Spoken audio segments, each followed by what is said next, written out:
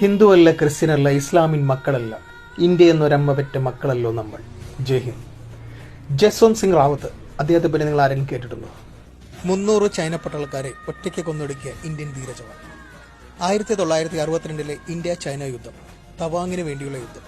ചൈനയുടെ തന്ത്രപരമായ നീക്കത്തിൽ ഇന്ത്യക്ക് അവിടുന്ന് പിൻവാങ്ങേണ്ടി വന്നു. പക്ഷേ യശ്വന്ത് സിംഗും അദ്ദേഹത്തിന്റെ 2 ലേഡി പട്ടാളക്കാരും പിൻവാങ്ങിയില്ല. അവരെ ചേർത്ത് നിന്നു.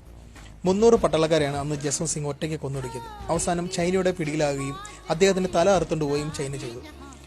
പിന്നീട് അദ്ദേഹത്തിനോടുള്ള ആദരവ് സൂചകമായിട്ട് ചൈന അദ്ദേഹത്തിന്റെ തലയുടെ മാതൃകയുള്ള ഒരു വെങ്കല പ്രതിമ ഇന്ത്യക്ക് കൈമാറി. ആ വെങ്കല പ്രതിമ ഇന്നിരിക്കുന്ന സ്ഥലത്താണ് ഞാനിവിടെ നിൽക്കുന്നത്.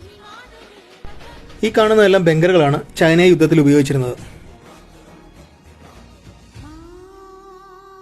ഒരു ഇന്ത്യൻ എന്ന നിലയിൽ നമ്മൾ ഏറ്റവും കൂടുതൽ ആദരിക്കേണ്ടത് ഇന്ത്യൻ ആർമിയാണ്.